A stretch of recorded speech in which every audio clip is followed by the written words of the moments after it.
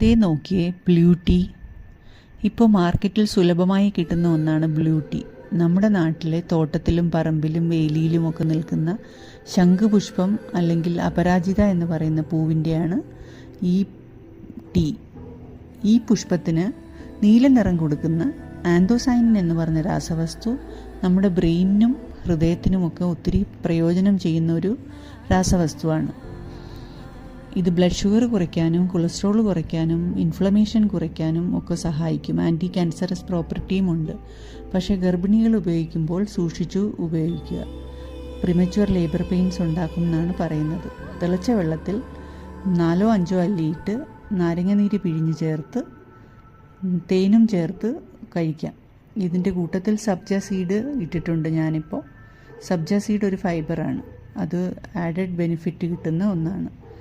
ദിവസവും കഴിച്ചാൽ ഒത്തിരി പ്രയോജനം ചെയ്യുന്നതാണ്.